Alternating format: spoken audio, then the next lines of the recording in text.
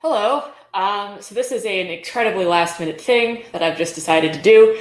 And I imagine there won't be a lot of people on the live stream. Maybe I'm wrong, but basically, normally I would be reading Andy Knows Horrible Books.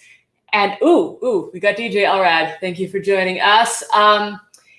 Normally I'd be reading Andy Knows Horrible Book right now, but I am not going to because I don't want to. I am still in Florida in a budget hotel and basically trying to collect my thoughts, and I don't like it. I don't like my thoughts. I don't like being alone with them. So I decided instead to hop on the internet and go through some of my amazing CPAC swag, which you can see spread out on the bed behind me. The neat thing about CPAC is that they just give you shit for free. So basically what I'm going to do is I'm going to go through some of it.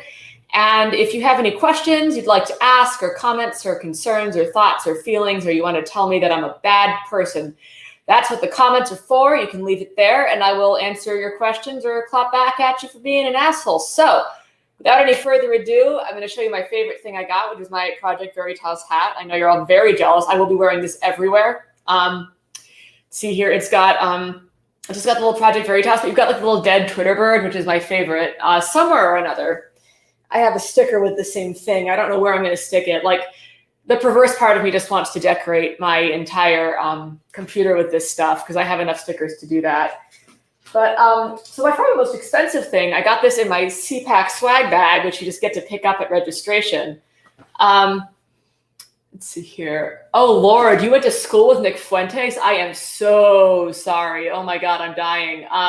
No, I absolutely refuse. I absolutely refuse to take that on. James who? Which James?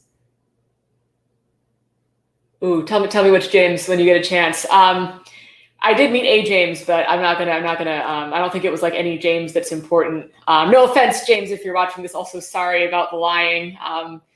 I did genuinely enjoy our conversation. Anyway, so I did get a James O'Keefe. I did not meet James O'Keefe, but he did give a talk. And the talk was that, thank you, by the way, WVA Spartan, that is obvious. And oh, geez, yeah, they do look kind of the same, DJ Alrad. I don't blame you for being, I would also be confused. So basically the Project Veritas speech consisted of James O'Keefe getting up and talking about all the brave people who had come forward to blow the whistle. And what he did is he would like show their picture on screen and then describe what they did. And there would be like a little clip of them talking about how brave they were. And then the person would come out and everyone would clap and chant and cheer. And they all look kind of dorky. Like, I don't know if you've seen the Project Veritas whistleblowers, but they're all real dorky looking. And I'm not saying that to judge. I'm just saying that they look like the kind of people who no one has ever applauded before, but really would like it if someone would. Which, again, no judgments. I love being applauded, and I look a little dorky, so this isn't like a judgment thing. It's just an observation. But then they would come out on stage, everyone would stand and clap for their bravery. And by the end, there were like 7 dudes there. So yeah, it was a very strange, like, his name is Robert Paulson kind of thing. Like, if you help us, we'll make you famous. So there's that. Oh, geez. I believe that, Corey. I believe that completely. I didn't really get to do a lot of like celeb shit. Like, I know there was like, there's opportunities obvious to like take selfies with people, but like, first of all, I'm cripplingly shy in real life. And secondly, it's just not my style. Like, I don't know. It makes me uncomfortable to like approach people and be like, oh my God, let me get a selfie. And then also there's the fact that like someday when the mob comes for me, they'll just put all those selfies up out of context and say that I'm secretly on the far right. And they'll screenshot this and be like, look, she's Project Veritas and also Young Americans for Liberty. And then I'll be canceled. It's all very sad. So how was the turnout? It was sold out. Unfortunately, I actually had a friend who wanted to go last minute and we could not get tickets. We could have gotten the gold tier. So here's how the tickets work at CPAC. A regular ticket is $350, which is horrifying. A veteran ticket is $225, which, woohoo, that was what I did. I gave CPAC $225 because I wanted to sponsor terrorism. So there's that. Students was like $50. If you're a student, holy shit, you can just go. It's almost free. But then they have other tiers. So you can be like silver tier, which is like 2,000 or something. And these are not exact numbers. You can look it up. Gold tier is like 7,500. There's like VIP stuff. I mean, this is like, CPAC is not like a rally in Portland. Like, there are no fucking Proud Boys at CPAC. Like, maybe 2, I don't know. But like most of the people at CPAC are really very wealthy. Like these aren't the guys who are gonna brawl in the streets. They're the guys who are gonna like go whatever they're gonna sponsor people going. They're not gonna do it themselves. Heavens no, they would get their designer shoes dirty. So that's how tickets work. It was absolutely sold out. The actual seating in the venue was usually not full. It was full for Trump and no one else. And that is because I think a lot of people aren't really interested in the speeches, and also because everyone is always hungover the day after the whole time. And luckily, I've been training for this my entire life, and my liver is very strong. And I was able to make it to almost all of the speeches, but I think a lot of people decided just to kind of not. Also, I mean, if it's a networking thing for you, if you're like a big donor or like a social climber, it makes more sense to hobnob than it does to go to the speeches. So that was a very long answer. What else we got? Oh, man. Oh, we got to talk. WVA Spartan, like, I'm dead serious. Can you hit me up on DM? Because I have some questions for you about, like, what CPAC was like and what the volunteer shirts were. And, like, please, please, please. Did not get a copy of Don Jr.'s book. I'm sorry. I only got the free things. I didn't even see it on sale, actually, weirdly. I did see a bunch of hammocks with patriotic slogans stitched into them. Somebody had like hand knotted hammocks, and then you got the hammock, and then there's like whatever this part is. I'm not rich enough to know this, and it had like MAGA or like support our troops or whatever. So you could buy that. That was the thing. Let's see here. Ready to hear about SACON? Fuck yeah, the Proud Boys outside the hotel. That makes sense. Yeah, that's where Proud Boys go, outside the hotel to beat up on any protesters that were going to show up. Proud Boys are look. We love Proud Boys, but they can't come in. They're dirty. They're dirty, and they don't have any Gucci bags at all. So Proud Boys outside, Gucci bags inside. That's how CPAC works. Did I get hit on by chuds? You would not believe. That was my whole plan. What I did every night was put on a sexy dress and go to the hotel bar and see what happened. That was the strategy, and it worked pretty well. Had a lot of really interesting conversations. It was great. Proud Boys. Oh yeah, Proud Boys did. They got Cfac. I mean, that was the Groypers. Apparently Nick Fuentes showed up. I missed it. I will regret missing it until the day I die. You know how I feel about Nick Fuentes. I think he's the next big thing, and I would have cut off my left arm to go to Cfac, America First Pack. Unfortunately, it sold out within minutes, and I was unable to. How did I get vaccinated in time? You are correct. Journals are not eligible. It was a shady thing, and I'm not like proud, but I can't apologize for it because it's a decision that I made. There was an opportunity. I took it. I did make I made my ticket reservations before I had any idea vaccination was going to be possible for me. I had just kind of resigned myself to taking that risk. When I found out that I might not have to, I did it. If you want to judge me for that, I don't blame you. I judged myself pretty hard. I had a pretty big breakdown about it, actually, but I made the choice I made. I am in a high risk line of work, and yeah, that's all there is to it. And yeah, it was a little early after getting vaccinated to go, but again, I was expecting no protection at all, so it was better than I thought. Wed Teeler, I did not see any PPB. Again, Portland, we support our boys in blue, but they are filthy and they have to stay outside. What's the sexy CPAC dress is? You can kind of see, I didn't really take enough pictures of sexy CPAC dresses. Maybe in future streams, I'll like doll myself up. You can see what I was doing there. I do clean up well, believe it or not. I just usually don't. I will check my DMs in a second, Corey. Yeah, hold on. Let me do that. Sorry, I'm leaned over because this is like very ad hoc. 1 second. Oh, very nice. Very nice. Hold on. Let me share that. That's pretty good. Nothing's changed at all. Sorry, this is very actually no, I'll tweet it out later, Corey. That is an excellent meme. Did I go maskless the whole time as much as I could? Because I wanted to blend in, and honestly, it felt very subversive to be anywhere without a mask. But basically, I did as the Romans did, which is usually my go-to in these situations. If most people weren't wearing a mask, I didn't wear a mask. If most people were wearing a mask, I wore my mask. I think I tweeted about this, but the first day, nobody wore a mask in the main convention hall where all the speeches were. And a couple of the organizers came up on stage and very sweetly asked everyone to please put on their masks because it was the Hyatt rules. And we were in there, as private property, and that's what they wanted us to do. And all these points that are extremely, actually very, very valid. And everyone screamed freedom like they were in Braveheart, and they booed them off the stage. And then no one wore masks. And then that night, I got a little letter slipped under my door, which, again, I posted this, but I'm going to read you now. Dear valued Hyatt Regency Orlando guests, we trust you are enjoying your stay here in Orlando. At this time, we wanted to share important information related to hotel access.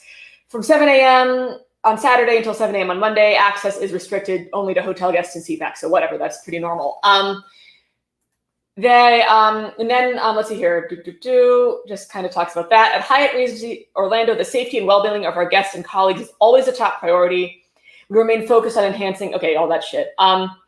As noted in the CPAC 2021 Code of Conduct developed by CPAC organizers, all CPAC attendees are required to wear face indoor and outdoor public areas of the hotel, including meeting and event spaces, foyers, within meeting spaces when not seated, in bars and restaurants when not actively eating and drinking, the fitness center, and when moving around in outdoor spaces. And that's true. We all signed multiple times that we were going to do this. Like, we all fucking gave our word. It was a condition of getting tickets. Local authorities and hotel management are committed to ensuring compliance with the face coverings mandate. Guests who are not wearing face coverings in violation of the policy will be asked to wear one, and guests who are not willing to comply with the policy will be asked to leave the premises. Registered hotel guests who are asked to leave the premises will be required to check out immediately. This apparently happened. I sat next to a woman who, some podcaster whose name I can't remember because I didn't know it beforehand, refused to put his mask on and was escorted out of the hotel. And that put a real damper on things because, let's be clear, freedom isn't free, but it's not worth missing out on CPAC and getting kicked out of like the most luxurious hotel I've ever been in my fucking life. So at that point, people did start to comply with the masks in the halls and then still not in the meeting room. And Hyatt just kind of like called it a draw. They were just like, okay, whatever. Like, I think they knew a losing battle when they couldn't arrest us all. So, let's see here. That seems correct. Oh boy. No, that seems completely correct. It was definitely, the nightlife was really where it was at. And my one regret was not being more aggressive. Like, I really should have been. Like, I should have more aggressively hit on people. I should have more aggressively gone to parties. I should have gone to the Capitol Grill, which this is kind of funny. The most posh restaurant in the area was called the Capitol Grill, and every night the CPAC attendees stormed the Capitol Grill in droves because although they like to talk about how they're the party of the working man, again, that's for poor people. We go to the Capitol Grill. But yeah, no, I totally believe that. That seems completely correct. I did not hook up with anyone, if you're wondering. I feel like that should go without saying, but I did not. I definitely flirted though. It was a lot of fun.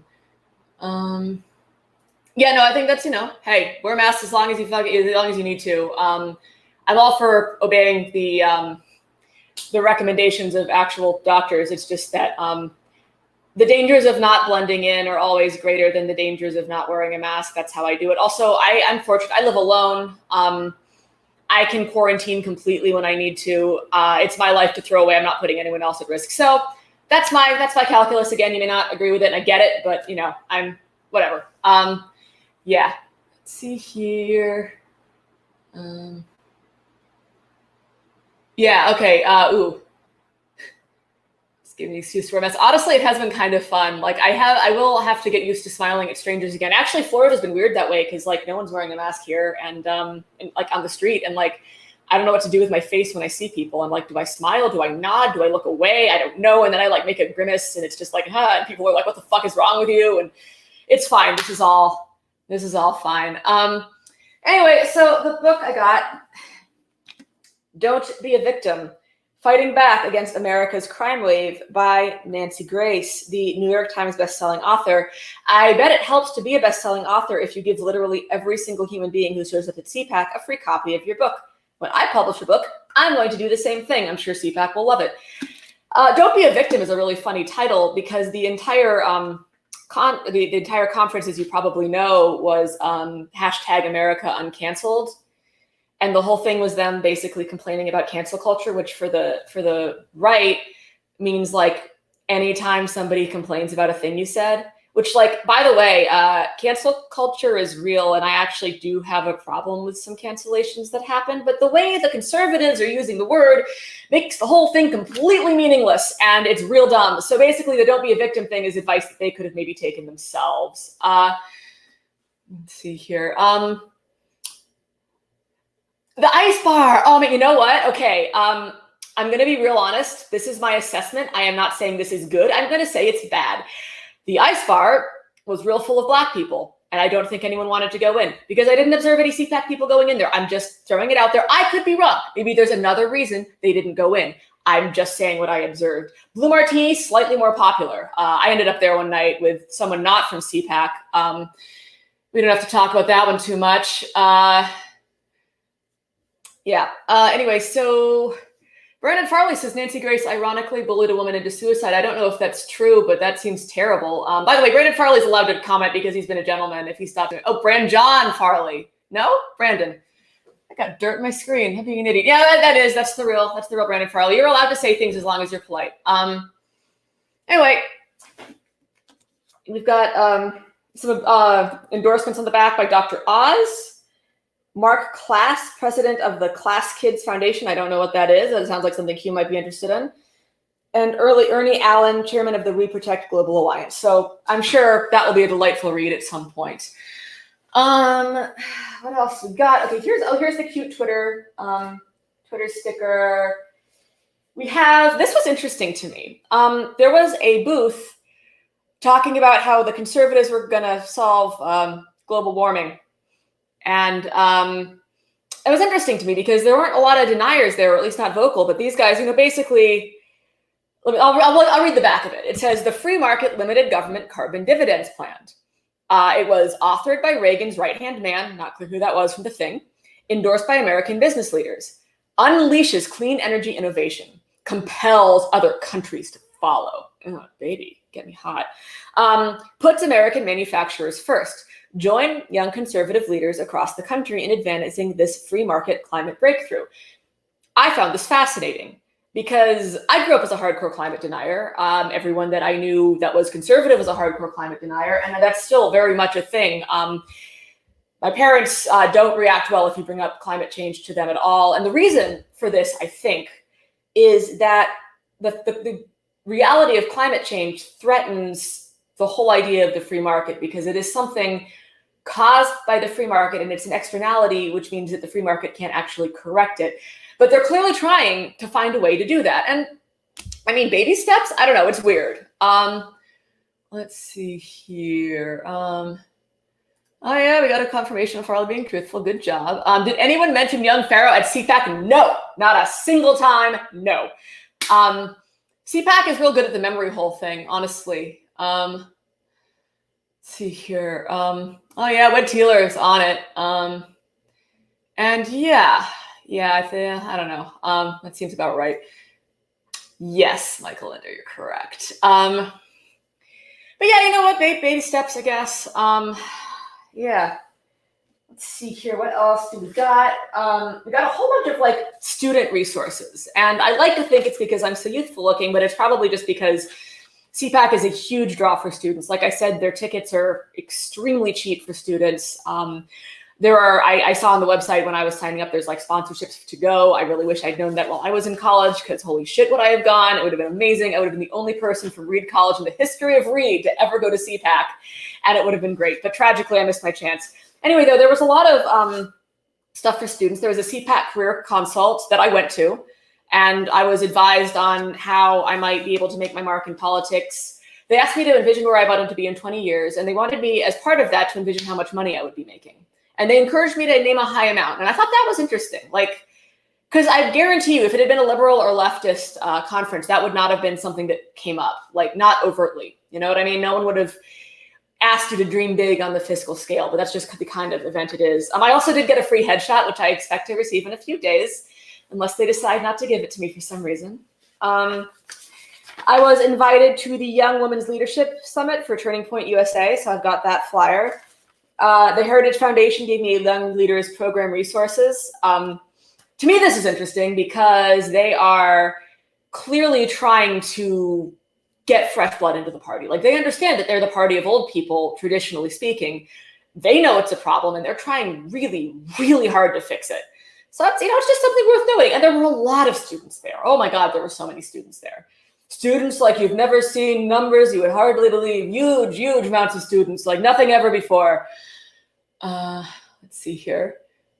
Is that an upside down? Yes, this is a Project Veritas hat, Comrade Iva. You missed it earlier, but I'm so proud of it. I'm going to show all of you again. I have a Project Veritas hat. I will be wearing it literally everywhere. It is my favorite thing that I own. Let's see here. I probably want to actually do that. DJ Elrod nailing it. Let's see here. Should I claim Boog? That would have been fun. Reference to something, I'm pretty sure it's reference to censorship, Comrade Ibot. I'm pretty sure, like, because they're off, and they are off Twitter. My God, did they complain about being canceled off of Twitter? Which, like, I don't know. Yeah, that does seem to happen to them. I don't know. Free enterprise, like, I don't know. It's complicated. They are real mad at big tech, and honestly, I mean, I don't know. They've got some critiques that are definitely veering into territory where the far left could perhaps agree with them. That does not mean that they should. But it is important to note that there is a real populist flavor coming up in the conservative movement these days. Were the students clean-shaven white boys who wore suits? I was kind of hoping someone would ask me about this. So there were a few different genres of students and people. There was definitely the whole, there was like a whole subgroup, like a whole subspecies of like young, clean-shaven, slender men, like boys, like, between maybe like 16 and 20, who looked like they'd been born in the suit they were wearing, and then the suit had grown with them like a second skin. Like, no young person should be this comfortable in a suit. But they were like packs of strange sharks going everywhere together, very focused, no desire to talk to anyone else. Like, it was very strange. Like, these are definitely like the hungry ones. You know what I mean? These are probably from good families. If they're not, they certainly want to be a good family in some point, like just real hungry. And then you had the rest of the people who were like dressed like Gen Z trying to be professional. So like, went to Macy's and got like a nice outfit kind of thing. Like, not mostly off the rack. You had a lot of that because the students were the only group that didn't have to have some kind of capital to go. Like, I, was lucky that, thanks to y'all supporting me for reasons that are beyond me, and you should really probably stop enabling my bad behavior. But like, I had some resource, like I had enough in the war chest to like make it there and back. But that's not something you can do if you're like not doing this for a living or just like kind of vaguely care. Like, this was an expensive venture, and people who weren't students had to really had to have some means of some sort. Let's see what else we've got. Ooh, it's Teenage You. Oh, wow, please, like, explain it. Like, how do they live? Why do they do it? I don't understand. Everything is evolving into crowds. Yeah, that seems correct. Did I talk to any Turning Point reps? Briefly, and I should have talked to them more. I did get a bunch of merch from Turning Point. Let me see if I can find some more of it. They seem nice and friendly. I wish I'd talked to them more. I had a friend who was like very sure that I should be trying to get into their Coke parties, and I'm just not like a Coke party kind of girl. Like, I don't know if I actually wish that I was. But suffice it to say that I failed. I did not actually get to go to any Turning Point Coke parties. Let's see here. I know I have a bunch of Turning Point swag in here somewhere. Maybe hopefully I just come across it. I think, no, that's just a, God damn it. I know I had some. I know I did. This is so disappointing. I probably should have organized this. Oh, well, here's something. I've got a nice, I did actually like this button. It says, I'm pro-choice, pick your gun. And I'm pro-choice. I'm pro-choice because I think women have the right to choose what happens to their bodies. And I'm also pro-choice because I like guns. So let's put this on. There we go. Both things are good. Let's see here. Not missing out on much. Yeah, but it would have been fun to like talk to people in that context. Like, I'm not really into that sort of scene, but were there any of the hardcore pro-life types? Oh boy, yes. In the middle of okay, so there's like a room, I'll leave the question up. There's a room called CPAC Central, and that's not where the speeches happen. It's the room where the merch is, and this is where I got all the swag. Is you go from merch table to merch table, and you get handed stuff and talked to, and then they tell you about their organization. And some of the merch tables are like blinged the fuck out with like screen backdrops and like incredible lighting. Turning Point USA, probably the most fancy of all the booths, but another really fancy booth right in the center of the floor, which I imagine you have to pay a lot of money for, was a giant pro-life organization with like a triptych of gigantic screens showing basically an infomercial for what they do. And I will give you this, what they do is not the worst thing I've ever heard. This was a group that will financially help mothers who are considering abortion. So rather than just tell them that they're bad and that they should raise the kid and like make it work and then abandon the kid once it's born, according to this group, what they do is they pay and help like their feet and find jobs and make it work. And like, actually, that's kind of neat. Like, I'm not anti-abortion. I'm very much pro-choice, but like, if you're going to do that work, that seems like a pretty decent way to do it. And if there's somebody who like doesn't want to give up their baby, but is afraid of the financial hardship, then like, it is my opinion as a leftist that like, that's bad and we should do something about it. So good on this group. Do I have anything? Yeah, okay, here, this is from them. It's letthemlive.org. I have this sticker. It is, just because abortion is legal doesn't make it right. So there's another one for the back of the computer, Shirley. Let's see here. I think I didn't get much swag from them because it made me uncomfortable because I have a really hard time, like, it's weird. I don't know why that's the sticking point for me. Like, I'm very able to talk about most other issues in a way that suggests that I support them. But for whatever reason, I have a really hard time as a woman standing there and being like, yes, you should ban my right to do what I want with my body. I am merely a vessel for a child. Like, it upsets me. So I didn't spend a lot of time at that table, but there was definitely a big pro-life presence there. Let's see here.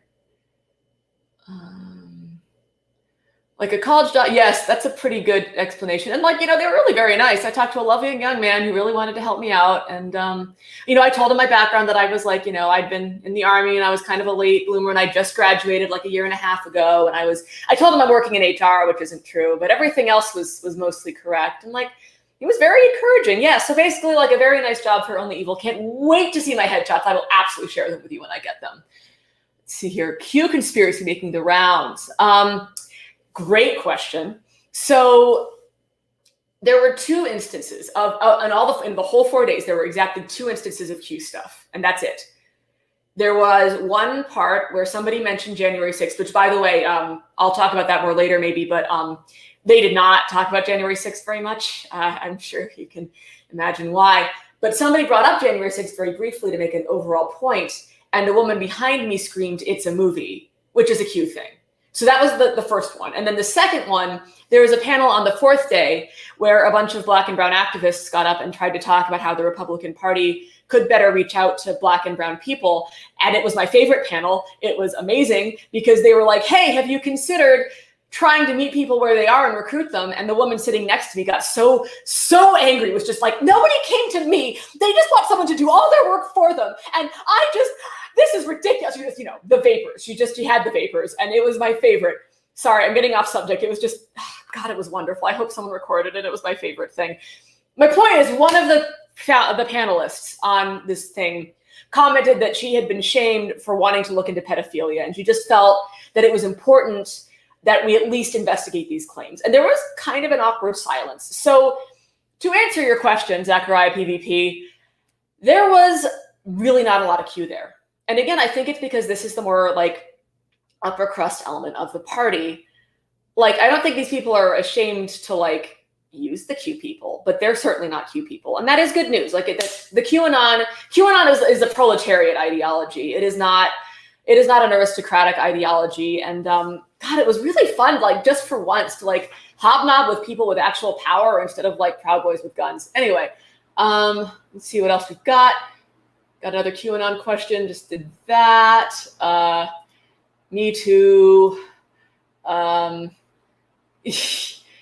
That's true. Caught the video. Yep. Am I now a member of Q? I just have questions. I just think that we need to really investigate the possibility that people are secretly boomers who are injecting massive amounts of adrenochrome into their veins in order to look young, but then don't know how to use technology ever. I think that somebody should really look into that. Not that that's happening or that I would know anything about it, but I do have questions, Corey. I have questions that need answering. Oh my God, the clip exists. Yay. Oh my God, it was incredible. There was a woman, Sani, I can't remember her last name, but she like really let them have it in a way where like, I feel like we agree on nothing, but like I would buy that woman all the drinks. Like she is just, God, she was a badass and everyone was so angry at her. She got like very little applause and she talked over everyone. She was amazing. Anyway, glad that was captured. Let's see here. The Biden crowd, not in so many words, but oh my Lord, was election fraud hammered home. You would not believe. You would not believe. Mostly it wasn't the Biden crime family that supposedly did it. It was the system, the Chinese, a lot of Chinese communist conspiracy theories going on with that. But yeah, basically just the liberals who want to destroy America and bring communism and make us all Venezuela and destroy the American way of life and institute a social capital system like China has so that conservatives can be canceled in every area of life and then sent to re-education camps. There were seven panels explicitly on election fraud, and all the other ones mentioned election fraud anyway. At the end of CPAC, there's something called a straw poll where you can vote on who should be president next and what your most important issue is, and et cetera. Election, and you can vote multiple times. Like you vote for 3 issues that are most important to you. So the total is over 100%. However, 61% of people listed election integrity as one of their top issues. So like the majority of people at the conference felt that election fraud was important. And of course they did, because they just listened to 4 days of indoctrination about how it definitely happened. Definitely happened. All this evidence, just so much evidence. Nobody heard it because they didn't want to know the truth. They couldn't handle the truth. So long answer to kind of the question you asked. Am I Antifa? Well, anti-fascist. So yeah, I'm the CEO of Antifa. I'm Antifa Press. Please take this and screenshot it and then put it up. Andy, no, if you're watching this, first of all, I'm blocking you, coward. And secondly, take that out of context. Even though it's kind of in context because I am anti-fascist. Yeah, exactly this. Oh, he said Antifa infiltrated CPAC, and it was, yeah, no, that was a great moment. I was really glad to have infiltrated CPAC by putting my given fucking name and picture on a badge and wearing it around my neck for 4 days. It was a very clever infiltration, I'll tell you that right now. I mean, my spy game is out of control. Like it's really, you can't blame them for not figuring out who I was and me walking around with my goddamn name around my neck for 4 days. But yes, Andy, I infiltrated. You're just jealous you didn't get invited, Andy. They had a whole panel on Chop Chaz and you weren't invited, Andy. It's so sad for you. I'm so sad for you. You would have had fun. Your book wasn't even cited. They didn't even bring up your name. As far as I know, I missed like half of it because I was going to the bathroom. And then it was the day of Trump's speech.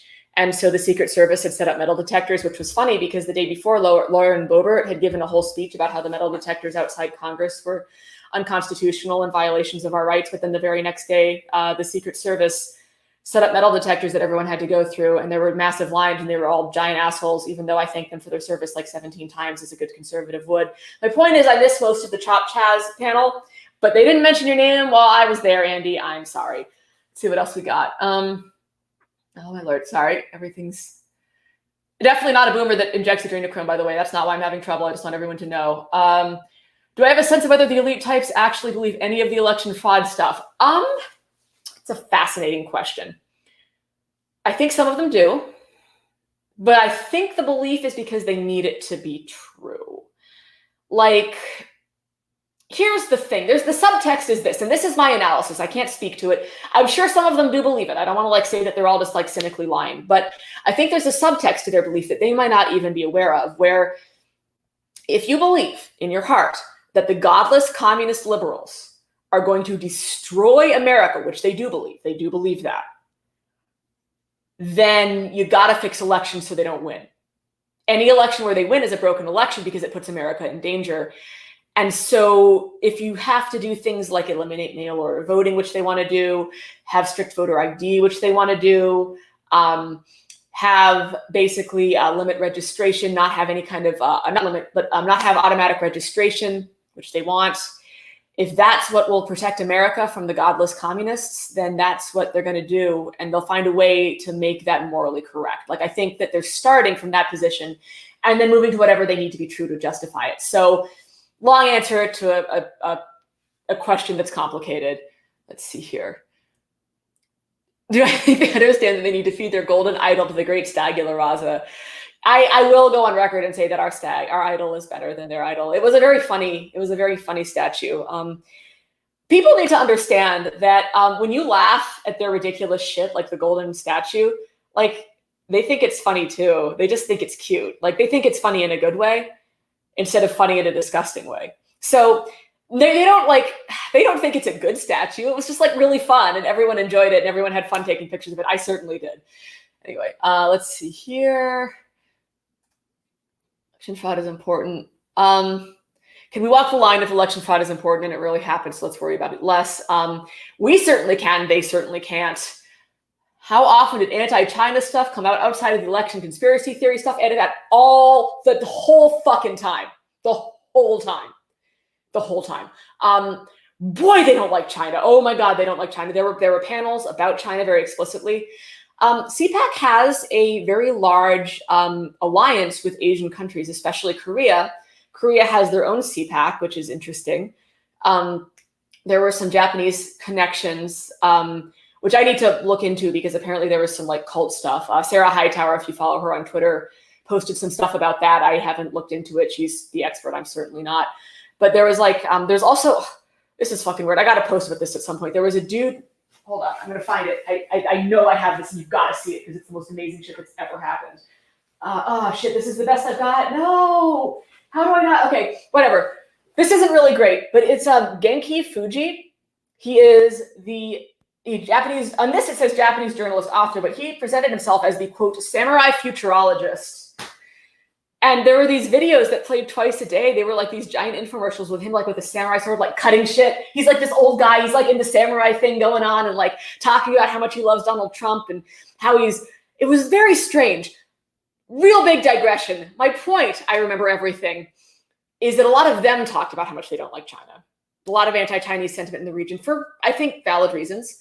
But even outside that, there was a lot of basically, somebody next to me said that he thinks that like the Chinese-American conflict is the new Cold War. And I think that's correct. Like that's what they want. China is the new great enemy. They're the enemy from without, helping the enemy within. Wow, I'm sorry about that digression. I just remembered the samurai futurologist and got happy again. But to answer your question, holy shit, all the time. China, huge even. Let's see here.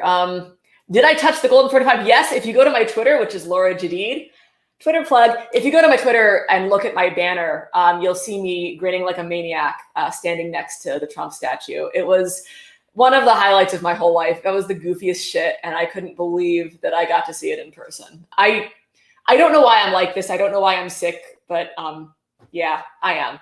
Let's see here.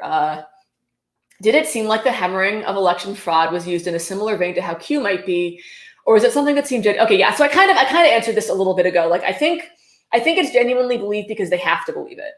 And I do, like, I mean, honestly, I think that this conference helped people believe it because over and over, it was driven home so relentlessly, like repeated and repeated and repeated. And like, when you're in a room with a whole bunch of people and you're hearing the same thing over and over again, and every time you hear it, people are just applauding, yes, there's like sort of booing for Biden or for Soros, which happened, or for whoever you think rigged the election. That's how people believe things. Like we like to think that people believe things for like rational reasons, but mostly they believe it because it helps them be in groups. Like that's what sociologists think. It's what I tend to think too.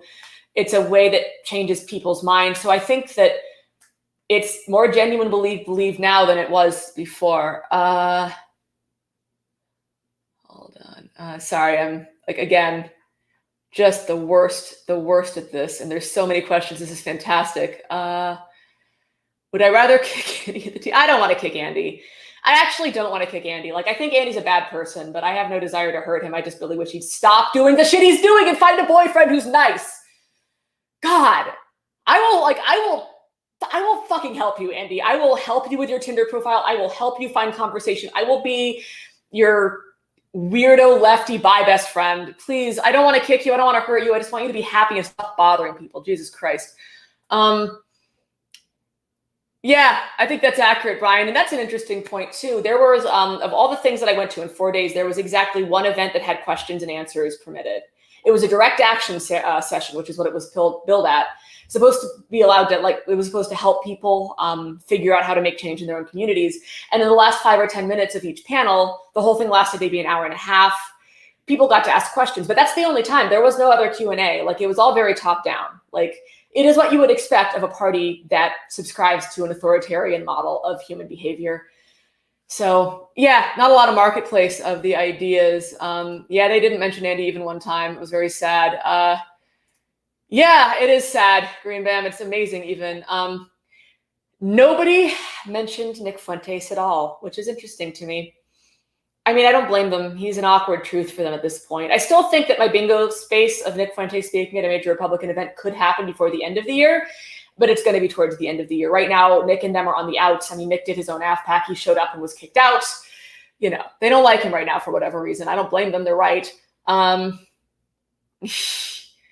Yeah, no, you would never do that, Wed. I know. Let's see what we got here. Do they ever differentiate? They don't even differentiate between liberals and communists. Everyone left of center is a communist. Every single person. Your centrist aunt who retweets girl boss stuff is a communist. Your actual communist friend is a communist. Your anarchist friend is a communist. That person who thinks that Trump is a bit of an asshole, also a communist. Everyone is a communist. You are a communist. I am a communist. Nastrovia, comrades. Let's move on. Great question. It was actually Cpac, but it should have been Cpac. This is why we're better at branding. Yeah, let's see here. Green New Deal talk and windmills. Yes, yes, John DeFrancisci. I'm so sorry, I probably butchered that, but you asked a wonderful question. There was Green New Deal talk, and there was a brief talk about windmills. Only one person that I recall brought up windmills. But it was the exact line you would expect, that windmills don't work, that they freeze up in bad weather, that if AOC had had her way, cue the booze, then Texas would have been so much worse than it was. And the only reason that Texas was even a little bit okay was because of good old-fashioned petroleum products. So yeah, the Green New Deal by itself was brought up a little bit more, always to booze. It wasn't really discussed so much as booed. It is a theme of CPAC that you don't need to discuss ideas because everyone already agrees with you enough that you can just say Green New Deal, boo, AOC, boo, Hillary Clinton, rah! So that's kind of that. Hope that answered your question instead of just me being spazzing out. Yeah, no, they definitely don't, Corey. They have no idea. They don't know anything. Godless commies, brain damaged or actually evil. Is there a paternalistic view that the left is just misguided or they actually think the left hates America? They actually think the left hates America. That is, honestly, yeah, that's a real clear-cut one. The overarching theme when they talk about leftists is that they are, it's basically a conspiracy to destroy America. They are just bad. So yeah, it's unfortunate. Like, they're the ones that they like to talk about how the left is destroying dialogue and the liberals are destroying dialogue. And frankly, the liberals do piss me off in that they like to titter at everything instead of actually addressing ideas. Like, they'd rather laugh that we had like a ridiculous Trump statue at CPAC than like talk about the fact that they talked about how the election was stolen 50 million times in a way very reminiscent of the stab in the back myth of the 1920s and 30s of Germany. Like, they didn't want to talk about that because it was more fun to laugh at like the ridiculous statue and the red, white, and blue boxers. So I'm not saying that conservatives have a monopoly on shutting down discourse, but like the thing where they portray the liberals as an implacable enemy hell-bent on destroying America, yeah, real hard to have dialogue at that point. That's definitely happening. Let's see here. Yeah, good luck. I would also like to be a samurai futurologist, and I really hope that someday I can achieve that dream. Let's see here. Any white separatists there? Not overtly. I can't vouch for the audience. I did not meet any, and there certainly weren't any on stage. In fact, there were a disproportionate number of Black speakers. Now, by disproportionate, I mean more than you would expect based on the audience, on the attendance, which made Portland look diverse. Like, I don't know if I have ever been in a whiter place, and I have been in some white places in my day, but possibly never this white ever in my whole life. Like, Oh boy. So in a way, the whole event was a little bit white separatist, but they were really making an issue. They were making an effort to appear that wasn't. Wow, what a sentence. That's like Andy Noworthy. They were making a real effort to portray themselves as inclusive. So this was not a white separatist conference. It was a bunch of people trying real hard not to put that out there. So again, probably in the audience, yeah, but not overt and not sponsored. Marjorie Taylor Greene did show up. Jack Posobiec did show up. They were shunted into a conference room far away. I was unable to get into that event because I got there 2 minutes before it started and they were already at capacity. So it was very popular, but that is as close as it got. Let's see here. Oh my God, I would have given anything to see Phyllis Schlafly talk. Let's see here. Trump stand not as vibrantly. What I think it was pretty orange, but he didn't have like the circles. You know, he sometimes has like the white circles around his eyes and gone. Much better tanning job. Trump, if you're watching this, and I know you are, because you obviously are a big fan of mine, and I'm very important enough to be watched by Trump. Your tan's on point, dude. Keep it up. Yes, someone did comment on the stage on the last day. The leader of the American Conservative Foundation, I believe, I'm butchering that, American Conservative Union, sorry, ACU, Matt Schlapp, got up and laughed on day 4 about how ridiculous it was that anybody thought it was the rune. And I posted about this on Twitter today, but like, y'all, it just played into their whole America Uncanceled thing. Like, these people spent 4 days hearing about how all the leftist liberal communists want to cancel them for everything, and they're like hysterical, and they just want to label them as Nazis. And then what do they find when they check news on CPAC? Everyone talking about how they're all Nazis. And yeah, that sure was the rune, but you couldn't see it from standing on the floor of CPAC, and you couldn't even see it looking up. Like, I've seen pictures where you're looking up and where you can see it, but sitting in the audience, looking up at a regular angle, you could not. So it was not for CPAC. Fucking the white nationalists don't care. They were off doing their own thing. That shit was for you. You specifically, that room was for you so that you would say the stuff that you did and make them look right. And I think it would be best for everyone if we maybe drop that and talk about the horrible things that actually like overtly happened that are on camera that everyone knew about, like talking about how election fraud happened and delegitimizing a legitimate president and, you know, endangering our electoral process and demonizing China as this great Satan and all that shit. So that's my spiel. Yeah, they only brought up Soros once, but I agree. They need to work on it. Let's see here. You already matched with the series of milkshakes. Yeah, they don't bring all the boys to the yard. Let's see here. After going inside, what is your impression of their movement's growth post-social media deplatforming? Fascinating question. I think the reason that they called it America Uncanceled is because they realized what a big problem that is. Also, oh, wow, I really hope I can find my CloutHub shit. Here it is. Yeah, they're trying. They have a new parlor. It's called CloutHub. You can scan this QR code and go and join CloutHub. I haven't yet, but I will. It is a inclusive new social media platform that aims to take the place of all the social media platforms. You have a group setting that's just like Facebook so that you can talk to your friends. You've also got, I believe it's called a market. It might actually be a marketplace for the ideas. It might actually be a marketplace of ideas where you can go, and it's kind of like Twitter. They've got a video streaming service. They've got pictures like Instagram. They've got everything you could possibly need. This episode brought to you by CloutHub. CloutHub, named hilariously. So they know it's a problem, would be the straight answer to your question. They know it's an issue. They don't seem to have any real good solutions other than CloutHub. And basically making it a thing that they're being canceled, like making that like a talking point so that maybe they can use it in their favor. Also, breaking up big tech was a huge issue for them. Like, a lot of people talked about how we need to break up big tech. We need to trust bust big tech. We need to make sure they can't do this anymore. So I think they're going to go for legislative solutions to this. Like, I think you're going to see a very serious push to make it so that social media doesn't have any control over who does and doesn't speak on it, because that's the only, like, they've got to do something. Like, this is, I think they know what a problem this is for them. Let's see here. Acknowledgement that white nationalists like the party? Absolutely not. No, they don't acknowledge the existence of white nationalists at all. Like, they just don't talk about it. Like, to the extent they talk about it, it's just like, those silly lefties think we're Nazis. There are no Nazis. Nazis don't exist. Nazis are a myth. There's something that happens in Indiana Jones and nowhere else. That's the official line. We're just not going to talk about it. Were there any secession? No secession talk whatsoever, which is interesting. It's a very good question. I know I'm way behind on questions. I'll try to stop ranting so much. Does the CPAC? Yes, it does. Let's see here. I know you mentioned AOC and the Green New Deal. Was there any other mention of the squad? Haven't seen it as much in the media lately. Seems like election. Yes. So I agree. It's a secondary issue, but they definitely were mentioned. There was a montage at some point that had Ilhan Omar doing the they did something on 9/11 quote, and then everyone booed really loudly.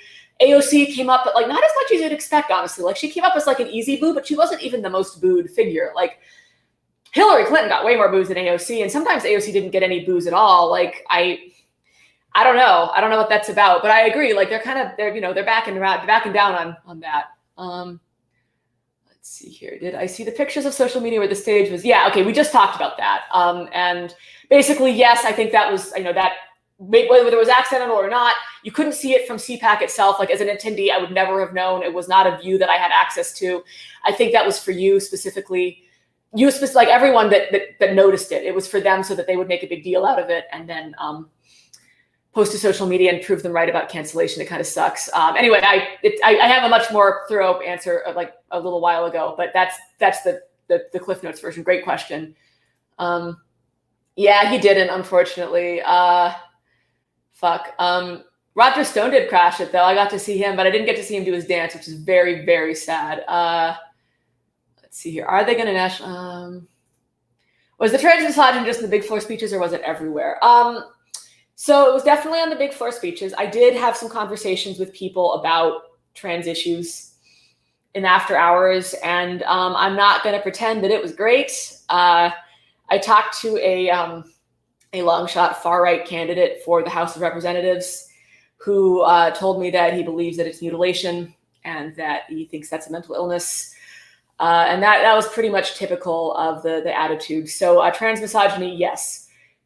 I was interested, though, that their panel on trans people in sports, specifically trans women in women's sports, the panelists used some problematic language, and I probably should have CW'd this whole thing. So, belated CW for transphobia. Hopefully you saw that coming from the question. But they used words like they said things like biologically male, not great, but they didn't like aggressively misgender the trans woman in question. Like they didn't do the turf thing. Do you know what I mean? Like, so that is, oh wow, Beta, thank you so much. God, your support Beta, Jesus. Anyway, thank you. But yeah, I guess what I'm trying to say is that they're actually being a little bit careful. It's funny. They were horrible. Don't get me wrong. They're horrible, but they weren't as un-PC as they could have been. So yeah. Cool. All right, so I've actually finally reached, I think, the end of questions for now. So I'm going to do a couple more weird swag items and then maybe a couple more questions if there are any, and then I'm going to take off because we're almost at the hour mark. So this was a fun one. I like this. This is an eyeglass cleaner, which I always need because my glasses are always dirty. They are very concerned about the popular movement to take away control of the Electoral College and would really like you to not do that. So whatever you do, don't check out the popular vote movement because you'd make conservatives sad, and I know you don't want to do that. Let's see here. So this I've got to look into. This was one of the weirdest things that I was given. There was a booth kind of in the center, kind of in a good spot, that was advertising whatever the hell this is in like a very ideological way. It was something about like how imaging technology is going to change everything by the earth blessing agents. And I don't know a lot about cults, but when I hear a phrase like earth blessing agent, I tend to think it might be a cult. So I got to look into that. Brandon, thank you for the super chat, but I'm not going to put that up because you're mistaken. I do appreciate the super chat though. Let's see here. I got a very neat Fox Nation America is streaming cup for my coffee, which is very cool. I actually don't have enough of these. I will absolutely be using it. Anyone who went to CPAC got a 1-year subscription to Fox Nation, which I need to get before they finish that. Yeah, you can use a code, which you shouldn't do. I mean, I don't know why you'd want to, but that's a thing. And I also got a poker chip for some reason, a Fox Nation poker chip for when I play poker. I think that just means I win. It means that I get to have a recount of the cards and litigate it in court and have weird hair dye run down my face, and then I win. So that's what the poker chip is for, I'm pretty sure. Yeah.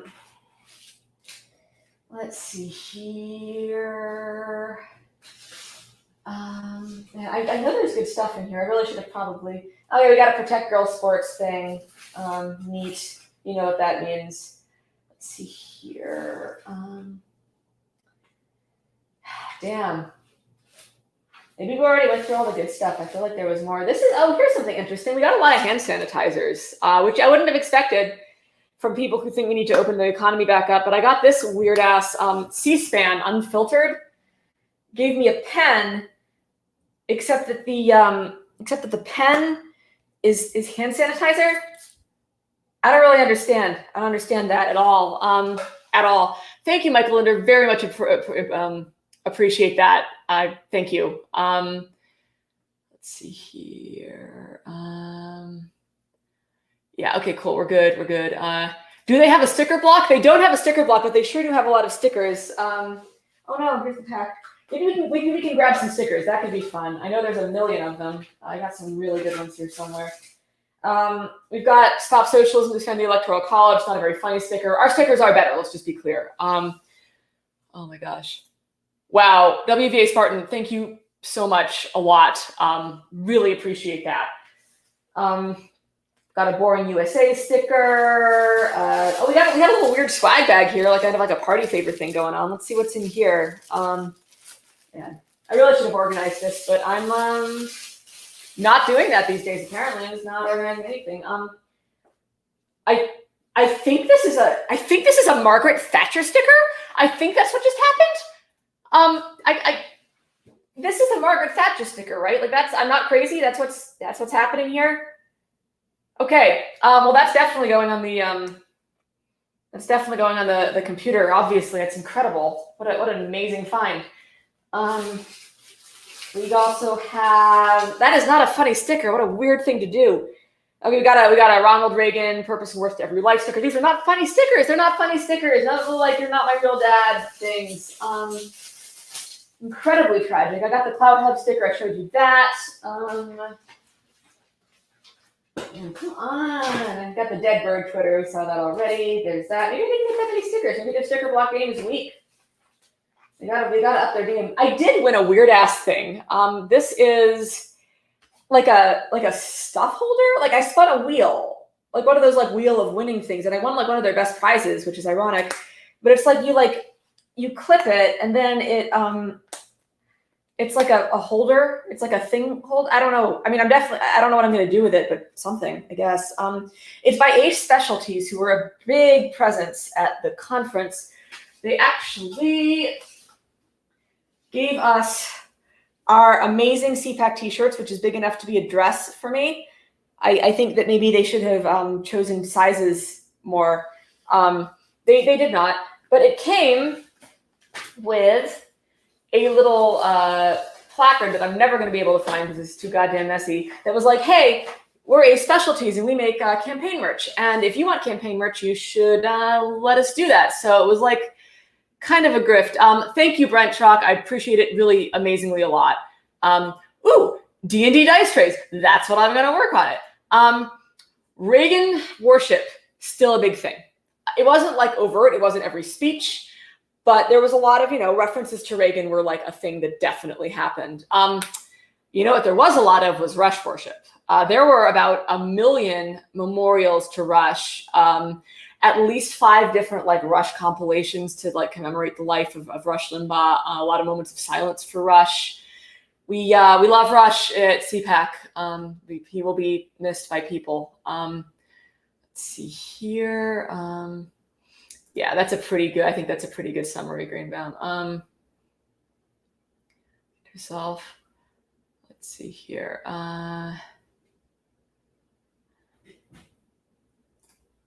It was implied. He said not even Reagan had someone chant "We love you" at him. So it wasn't that he was better. It was that nobody he thought had ever had somebody chant "We love you" before.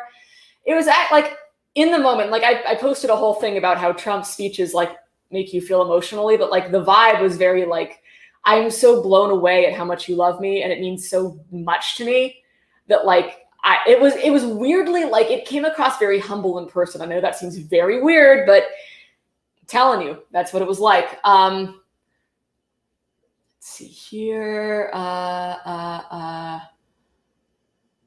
Was Alex Jones missed? Alex Jones was not brought up at all, which is sad. Poor Alex. He's done so much, and yet so little. Are you going to initiate? Well, that was then, and this is now. We've always been at war with East Asia. All right.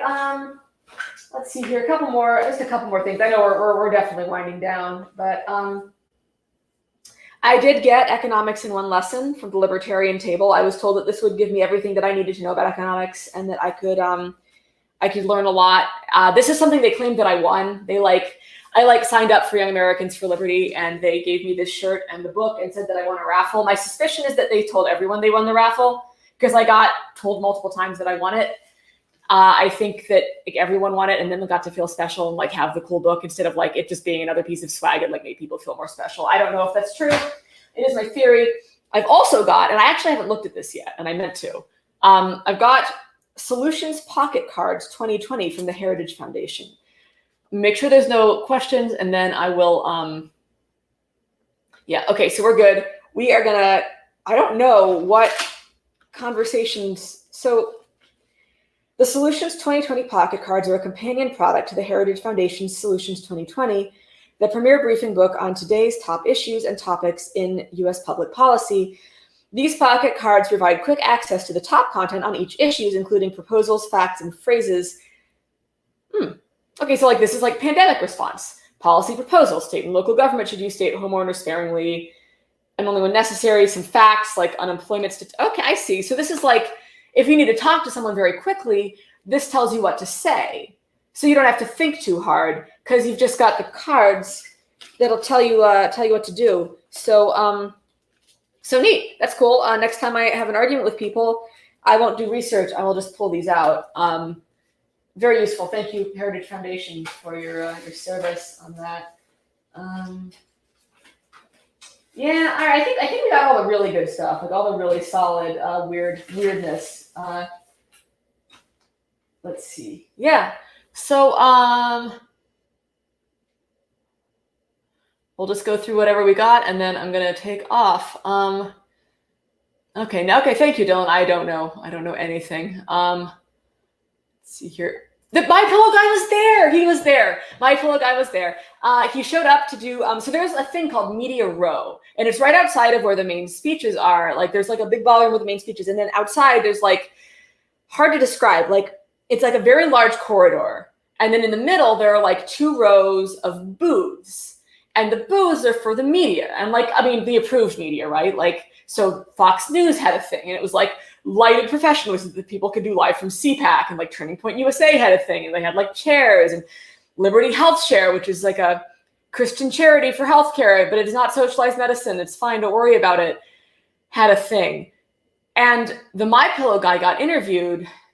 I can't remember who interviewed him, but he was definitely there, and everyone clustered around him and was taking pictures, and I took a picture too, and everyone was really, really excited to see him. And I feel like My Pillow guy got up very briefly towards the end when we were all waiting for Trump, or possibly he just walked in the building and everyone applauded. It's weird that I can't remember, because I remember everything else quite clearly, but honestly, the buildup to Trump kind of made everyone's brains roll back, because it was so much anticipation, because the music was very loud, and because the room was a buzz with, it was a very eerie experience. Long way to answer that fucking, not even a question, just me talking about shit. Thank you. I remember everything. Appreciate you being here a lot. Let's see here. Trivia, meet and greets. So, there weren't a lot of meet and greets. I think the meet and greet was the Reagan dinner, which cost $300, so I didn't go. I instead went to the hotel bar and was told by a campaign manager that only people who want Instagram selfies go to the Reagan dinner, which made me feel a lot better about not going. The bar that night was full of operatives, which was fun. Staffers are the funnest to talk to, campaign people, because they're mercenaries, you know what I mean? They might, they think Trump's neat, they think the party has a future, but they're mercenary. They'll have a real conversation with you. They'll talk about shit. They're not scared. One of them even clocked me. He's like, "You seem like a recent convert to conservatism." I'm like, "Yeah, we'll go with that." My attitude is wrong, but they don't care. They don't care. They're just "Yeah, all right, we'll talk. You're into politics, I'm into politics. Let's go." Let's see here. Did they talk about liberal pillow? They did not mention liberal pillow, unfortunately. I'm still wanting to found centrist pillow. It's a pillow that's half lumpy and then half really nice, but you have to sleep on both sides. Yeah, oh my God, Ryan, you are so right. Jesus, you are not, that's probably part of it too, because I was seriously like running on coffee and just destroyed. Like I felt like dog shit. Like honestly, after the Trump speech, I'd fully intended to go down to the bar and like do it again, like talk to people about the Trump speech, and I should have done it. But like what actually happened is that I went upstairs and fell over and then posted about it because I couldn't do it for another minute. So yeah, you're not wrong. Anyone coughing and hacking? No, thank God, no. I'm sure there are people coughing and hacking now. Hopefully I won't start. Anyway, thank you everyone for coming to this very ad hoc live stream. I appreciate you being here. Hope it was useful. I would like to thank my amazing Patreon patrons real quick before we go. I have a whole bunch of new ones. Y'all are amazing. You make this possible. Like I literally couldn't do this without you. I don't know why you're enabling my bad behavior, but please don't stop. Thank you to Greg Bell, Jennifer Johnson-Berlis, Zachariah, Brian Tajudin, Gentira Lurt, Clint Adder, George Stocco, Treblebrox, Andrew Stimson, Tiffany Vu, Marone, James Cotton, and Karen Necco. Thank you very much also to the people who have been with me from the start, or not recently, people who have been here for a while. I love all of you. We got the Orange Chicken Tier. We got Kenneth Clayton Lewis, Skippy, Dana Sullivan, Tina Kopolowski, Stephen Swan, Sandra Elliott, Shaved Ice, and Michael Metaluni. Thank you also to the shower beer people. I will not be drinking too many beers immediately, but there will be shower beers in my future. Thank you to Brent Schrock, Amadeus Lodgins, Christine M. Hedges, Chaz, Clark, Andrew Kent, Christian Bott, Holly Jones, Brian Covey, Alexandria Schneider, Polly, Nathan Zilka, Josh Vader, Sam Matheson, Benjamin Tupper, Dome, Caitlin Johnson. All of you are amazing. Thank you also especially to my herbal tea tier, y'all. Herbal tea is in my future. I'm still not recovered. I still feel like I'm going to die most of the time. Thank you very much to Elizabeth Brasser, Ray Ribbs, Liz Briante, Amanda, Sarah Hale, Marvelicious, Dave, Zeke, Heather Carpenter, and Julian. Could not do this without you. Thank you a lot. I'm going to take off. Everyone have a fantastic evening.